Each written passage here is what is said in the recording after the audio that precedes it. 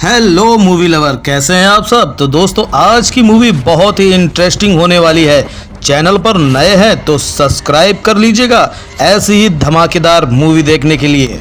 तो कहानी की शुरुआत कोर्ट रूम से होती है, जहां चंद्रशेखर नाम के एक 19 साल के लड़के को अदालत में पेश किया जाता है। असल में चंद्रशेखर के ऊपर एक लड़की को फोर्स करके उसके साथ दुष्कर्म करने का केस था और पिछले 17 दिनों से उसे रिमांड में रखा गया था। ये केस मंगापति नाम के एक आदमी ने किया था, जिसका लॉयर दामोदर कोर्ट में ये कहता है कि इस भारी अपराध के लिए चंद्रशेखर को कड़ी से कड़ी सजा होनी चाहिए। वहीं दूसरी तरफ चंद्रशेखर के लॉयर सिर्फ रिटन डॉक्यूमेंटेशन को कोर्ट में पढ़ देते हैं। उन्हें देखकर ये लग रहा था कि मानो उन्हें चंद्रशेखर को बचाने में कोई भी दिलचस्पी नहीं है, पर ऐसा क्यों, ये हमें आगे पता चलेगा। खैर, अब यहाँ कोर्ट ये फैसला सुनाती है कि चंद्रशेखर के केस का फैसला अगली हियरिंग, जो कि 4 दिन बाद होगी, उसमें सुनाया जाएगा। और इसी के साथ एक बार फिर चंद्रशेखर को जेल जाना पड़ता है। अब यहाँ से ये तो क्लियर था कि चंद्रशेखर को सजा होने वाली है। इस बात से चंद्रशेखर के दोस्त काफी परेशान हो जाते हैं, क्योंकि वो जानते थे कि उनका दोस्त निर्दोष है। इस वजह से वो उसे बचाने का कोई तरीका सोचने लगते हैं। तभी उन्हें पता चलता है कि मोहन राव नाम का एक लॉयर है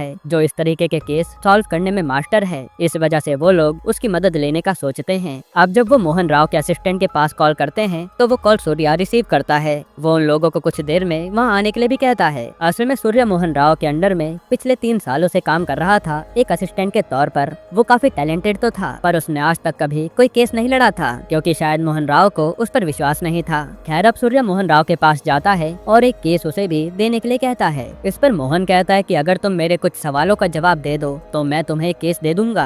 पर यहाँ सूर्या उनके एक भी सवाल का जवाब नहीं दे पाता, जिससे ये साबित हो जाता है कि वह भी केस लड़ने के काबिल नहीं है। खैर, अब चंद्रशेखर के दोस्त वहाँ आकर सूर्या से मिलते हैं और उसे चंद्रशेखर के केस के बारे में सब कुछ बताते हैं। असल में वो केस पोस्को एक्ट से रिलेटेड था और ये केस तभी फाइल होता है जब कोई इंसान एक माइनर यानी कि 18 साल की उम्र से कम इंसान के साथ कुछ गलत काम कर दे। खैर, अब यहाँ से कहानी पास्ट में जाती है, जहाँ हम चंद्रशेखर को देख पाते हैं जो कि अपनी लाइफ एंजॉय कर रहा होता है। वो बहुत सारी पार्ट टाइम जॉब्स करके पैसे भी कमाता है। चंद्रशेखर की फैमिली में उसके माता पिता और उसके एक छोटी बहन होते हैं, जिसमें उसके पिता वॉचमैन का काम किया करते थे, यानी कि उसकी फाइनेंशियली कंडीशन काफी वीक थी। पर चंद्रशेखर के पिता उसे पढ़ने के लिए हमेशा मोटिवेट किया करते थे। हालांकि चंद्रशेखर का कहना था कि जिंदगी पढ़ाई से नहीं बल्कि पैसों से चलती है, और इसी वजह से वो अपने पिता की बात पर ज्यादा ध्यान नहीं देता था। खैर, अब चंद्रशेखर के घर के बगल वाले घर में जबीली नाम की 17 साल की लड़की अपने दोस्तों के साथ ग्रुप स्टडी करने के लिए आती है, और एक दिन जबीली की नजर चंद्रशेखर पर पड़ती है, जिसे देखते ही वो उसके साथ एक प्रैंक करने का सोचती है। फिर वो अपनी फ्रेंड से चंद्रशेखर का नंबर लेकर उसे रात में फोन भी करती है,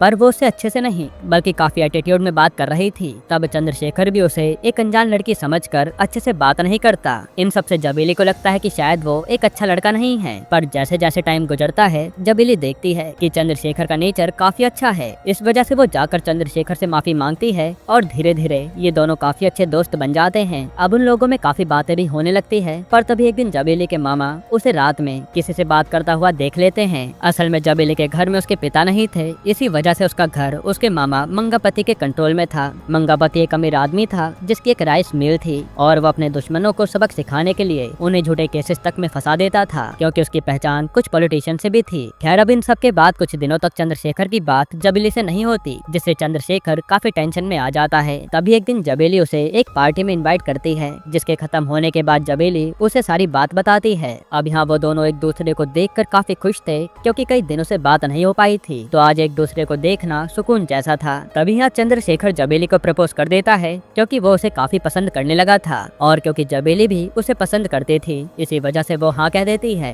अब अगले दिन से जबीली चंद्रशेखर से मिलने के लिए रोज आने लगती है, और वो कोचिंग के बाद ग्रुप स्टडीज के नाम पर बस उसी से मिलती थी, और कुछ दिन ऐसे ही हंसी खुशी बीतते जाते हैं। फिर एक दिन चंद्रशेखर उसे अपनी माँ से मिलवाने के लिए घर भी लेकर आता है, जहाँ उसकी माँ भी जबीली को देखकर काफी खुश होती है। पर चंद्रशेखर ने अपने पिता को ये बात नहीं बताई थी, क्योंकि वो जानता था कि वो काफी गुस्सा करेंगे। इसी तरह से एक दिन जबीली सुबह उसके घर आती है, पर तभी अचानक चंद्रशेखर के पिता भी वहाँ आ जाते हैं। हालांकि चंद्रशेखर चालाकी से जबीली को एक कमरे में छुपा देता है। फिर थोड़ी देर में मंगापति पुलिस लेकर चंद्रशेखर के घर आ जाता है, और वो चंद्रशेखर के पिता से गलत तरह से बात करने लगता है। मंगापति का कहना था कि चंद्रशेखर उसकी भांजी जबेली को अगवा करके अपने घर में लाया है। फिर मंगापति के जोर जोर से चिल्लाने पर जबेली घबरा जाती है और खुद ही बाहर भी आ जाती है। यहाँ जबेली मंगापति से इतना घबरा गई थी कि वो उस समय वहाँ कुछ भी बोल नहीं पाती और मंगापति की बात को सच मान लिया जाता है कि चंद्रशेखर ने जबेली को अगवा किया होगा। फिर चंद्रशेखर के माता पिता चिल्लाते रह जाते हैं कि उनके बेटे ने कुछ भी नहीं किया, पर पुलिस उनकी एक भी बात नहीं सुनती और चंद्रशेखर को अपने साथ ले जा लेती है। वही घर जाकर मंगापति जबेली को मारना शुरू कर देता है, पर तभी उसकी माँ उसे बचाने के लिए आती है। यहाँ मंगापति उस समय काफी गुस्से में था और वही जबेली की माँ उसे कहती है कि वो चंद्रशेखर को वार्निंग देकर छोड़ दे और उस पर कोई केस न करे। पर अब बात तो मंगापति की इज्जत पर आ चुकी थी, इसी वजह से अब वो पीछे हटने वालों में से नहीं था। वो तुरंत दामोदर नाम के एक लॉयर को हायर करता है और चंद्रशेखर के खिलाफ केस बनवा देता है कि उसने जबेली के साथ जबरदस्ती करने की कोशिश की है। हालांकि जब जबेली को स्टेटमेंट देने के लिए बुलाया जाता है तो मंगापति कहता है कि उसकी तबीयत ठीक नहीं है, इसलिए वो नहीं आ पाएगी। खैर अब इन सब के बाद चंद्रशेखर को पोस्को एक्ट के तहत जेल जाना पड़ता है। वहीं जब चंद्रशेखर के पेरेंट्स को ये सब पता चलता है तो वो काफी डर जाते हैं कि अब उनके बेटे का क्या होगा। तभी एक पुलिस वाला उन्हें कहता है कि अगर उन्हें चंद्रशेखर को बचाना है तो उन्हें एक अच्छा लॉयर ढूंढना होगा, वरना चंद्रशेखर को लंबी सजा होगी और उसकी पूरी जिंदगी तबाह हो जाएगी। तब ये सब सुनकर चंद्रशेखर के घर वाले शिवराम नाम के एक लॉयर को उसका केस लड़ने को कहते हैं, पर जब वो वहाँ से चले जाते हैं तो मंगापति आकर शिवराम को भी खरीद लेता है, क्योंकि वो किसी भी तरह से चंद्रशेखर को सजा दिलवाना चाहता था।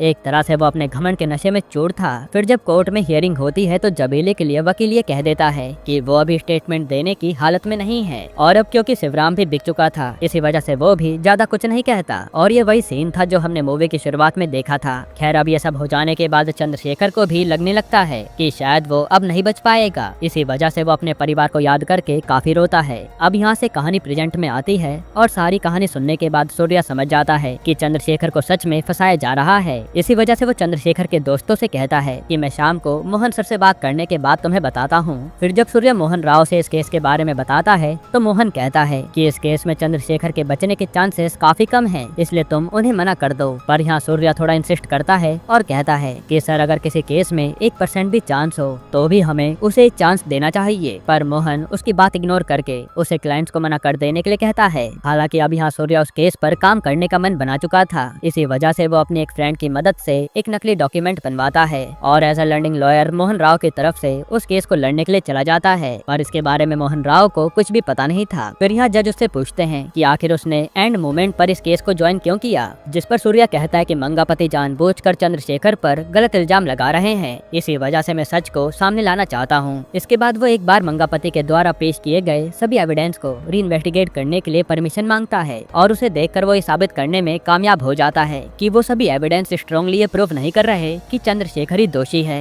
इसलिए वो कोर्ट से सच्चाई सामने लाने के लिए कुछ वक्त मांगता है, तो कोर्ट भी उसकी बात मानकर सूर्या को कुछ दिनों की मोहलत दे देता है। फिर इन सब के बाद सूर्या काफी खुश होता है क्योंकि उसे यकीन हो गया था कि वो अब चंद्रशेखर को बचा लेगा, पर ये सब मंगापति से बर्दाश्त नहीं हो रहा था। इस वजह से वो अब अपना हुक्म का इक्का चलाने की सोचता है। फिर जब कोर्ट की अगली हियरिंग होती है तब मंगापति कोर्ट के सामने एक ऐसा एविडेंस पेश करता है जिसे देखकर सबके होश उड़ जाते हैं। असल में उसने एविडेंस के तौर पर एक वीडियो पेश की थी जिसमें जबेली और चंद्रशेखर एक रूम में अकेले जा रहे होते हैं और फिर उसके 16 मिनट बाद वो रूम से बाहर आते हैं। इन सब के बाद कोर्ट एक बार फिर एडजर्न हो जाती है और यह मंगापति कोर्ट से बाहर आकर सूर्या से कहता है कि मेरे पास पूरी एक स्टोरी है, जिससे अब यह साफ हो गया है कि पहले चंद्रशेखर ने अपने दोस्त के साथ मेडिकल शॉप से प्रोडक्शन खरीदा और उसके बाद उसने जबेली के साथ दुष्कर्म किया और अब कोई भी मुझे चंद्रशेखर को सजा दिलवाने से रोक नहीं सकता। तब यहाँ पर सूर्या को काफी गुस्सा आता है क्योंकि उसे इस इंसिडेंट के बारे में कुछ भी बताया नहीं गया था। इस वजह से वो चंद्रशेखर का केस लड़ने से मना कर देता है। पर तभी चंद्रशेखर के परिवार वाले उसके सामने जोर जोर से रोने लगते हैं क्योंकि अगर उसने उनका केस छोड़ दिया तो वो लोग कहाँ जाएंगे और चंद्रशेखर को कोई बचा नहीं पाएगा। तब चंद्रशेखर के माता पिता की हालत देखकर सूर्या मान जाता है और फिर वो और भी इंफॉर्मेशन ढूंढने की कोशिश करने लगता है। इसके बाद यहाँ से कहानी एक और बार पास्ट में जाती है जब जबेली और चंद्रशेखर एक दूसरे से छुप छुप कर मिला करते थे। उस समय एक दिन जबेली चंद्रशेखर को बताती है कि उसे अपने एक रिलेटिव की शादी में कुछ दिनों के लिए जाना है, इसी वजह से वो उससे मिलने नहीं आ पाएगी। पर अब क्योंकि उस समय उनका प्यार परवान चढ़ रहा था,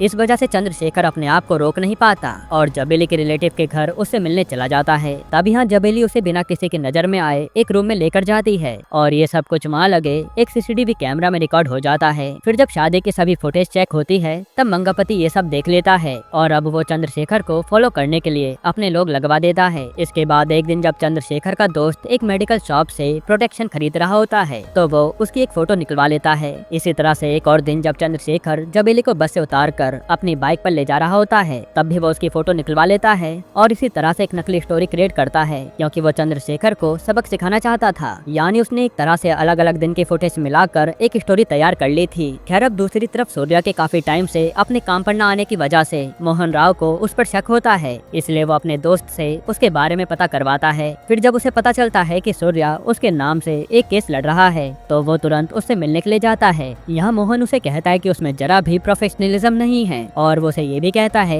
कि तुम किसी भी काम को बिना पूरा किए बस ऐसे ही छोड़ देते हो और ये तुम्हारी आदत बन गई है। यही वजह है कि मैं तुम्हें कोई भी केस नहीं देता, पर अब अगर तुमने ये केस लिया है तो उसे अच्छे से लड़ना। ये सब सुनने के बाद सूर्या काफी ज्यादा मोटिवेट हो जाता है, क्योंकि अब उसे उसका सर का सपोर्ट भी मिल रहा था। फिर वो अब अपने केस पर और भी ज्यादा मेहनत करने लगता है। अब जब कोर्ट की नेक्स्ट हियरिंग होती है तब सूर्या कोर्ट में कहता है कि इस वीडियो को देखकर सभी को ऐसा लग रहा है कि शायद उस घर में उन लोगों के बीच में कुछ गलत हुआ होगा, पर ये तो बस जबेली और चंद्रशेखर को ही पता है कि वहाँ असल में हुआ क्या। इसी वजह से वो जबेली की स्टेटमेंट लेने के लिए उसे कोर्ट लाने के लिए कहता है, पर उसी वक्त जबेली का डॉक्टर कहता है कि उसकी मेंटल कंडीशन अभी ठीक नहीं है, इसलिए हम उसे कोर्ट में नहीं ला सकते। और इस सब की वजह से चंद्रशेखर की स्टेटमेंट रिकॉर्ड करवा ली जाती है और कोर्ट एक बार फिर एडजर्न हो जाती है। इन सब के बाद मंगापति समझ चुका था कि उसे आज नहीं तो कल जबेली को कोर्ट में स्टेटमेंट देने के लिए लेकर जाना ही होगा। इसी वजह से वो तुरंत घर आकर जबेली की माँ से कहता है कि जबेली को कोर्ट में ये कहना होगा कि उस लड़के चंद्रशेखर ने उसके साथ जबरदस्ती करने की कोशिश की है, वरना वो माँ और बेटी को जान से मार देगा। वहीं दूसरी तरफ जब कोर्ट की नेक्स्ट हियरिंग होती है तो इस बार सूर्या उस डॉक्टर को टारगेट करता है और किसी तरह से ये प्रूव कर देता है कि डॉक्टर की सभी रिपोर्ट्स नकली हैं, यानी कि जबेली की मेंटल कंडीशन बिल्कुल ठीक है और ये लोग उसे कोर्ट में लाना नहीं चाहते। साथ ही वो ये भी कहता है कि डॉक्टर बस किसी तरह से बातें घुमाकर कोर्ट को गुमराह कर रहा है, जिस पर जज बाद में पेनल्टी लगा देते हैं और फिर वो कोर्ट में जबेली को आने के लिए भी कहते हैं। इसके बाद शाम को जबेली रोते हुए अपनी माँ के पास आती है और उन्हें उस दिन उस कमरे में क्या क्या हुआ ये सब बताकर रोने लगती है। साथ ही वो उनके पैरों में गिर जाती है। यहाँ तब उसकी माँ उसे संभालती है और फिर अगले दिन कोर्ट लेकर आती है। आज सभी लोग जबेली के बयान का वेट कर रहे होते हैं, जहाँ वो बताते हैं कि उस दिन घर में शादी थी, इसी वजह से चंद्रशेखर और वो भी शादी करने की एक्टिंग कर रहे थे और वो ये देख रहे थे कि आखिर शादी के फेरे लेते वक्त कैसा लगता है। इसके अलावा उनके बीच रूम में कुछ भी नहीं हुआ था। अब ये सब सुनकर वहाँ सभी लोग हैरान हो जाते हैं और मंगापति भी उसे बहुत गुस्से में देख रहा था कि इसने मेरी बात नहीं मानी। पर जबेली चंद्रशेखर से बहुत प्यार करती थी तो आखिर वो उसे फंसा कैसे सकती थी। अब क्योंकि चंद्रशेखर का स्टेटमेंट और जबेली का स्टेटमेंट बिल्कुल मैच हो रहा था और दोनों सच बोल रहे थे, इसी वजह से चंद्रशेखर को इस केस से बाइज्जत बरी कर दिया जाता है। पर मंगापति और दामोदर पर चंद्रशेखर को झूठे केस में फंसाने के जुर्म में उन्हें जेल हो जाती है। फिर यह केस जीतते चंद्रशेखर सूर्या को गले लगा लेता है, क्योंकि अगर आज वो ना होता तो चंद्रशेखर जेल से बाहर ना आ पाता। फिर सूर्या चंद्रशेखर को समझाता है कि क्या अब उसे समझ आया कि पढ़ना लिखना कितना जरूरी है। आजकल के वक्त में जो व्यक्ति पढ़ा लिखा नहीं होता उसे कोई भी बेवकूफ बना सकता है। तब ये सारी बातें चंद्रशेखर को भी अच्छे से समझ आ चुकी थी, क्योंकि उसे जिंदगी का एक बड़ा सबक मिला था। इन सब के बाद चंद्रशेखर अपनी सभी नौकरियों को छोड़ देता है और पढ़ाई पर ध्यान देने लगता है। वहीं दूसरी तरफ वो और जबेली अब भी साथ होते हैं और अब वो दोनों अपने फ्यूचर के बारे में सोचने लगते हैं। यहीं पर ये मूवी खत्म होती है। हाँ तो दोस्तों, आज की ये वीडियो आपको कैसी लगी? अच्छी लगी हो तो एक लाइक कर देना, चैनल को सब्सक्राइब कर लेना और अपने दोस्तों के साथ शेयर जरूर करना। मिलते हैं नेक्स्ट वीडियो में।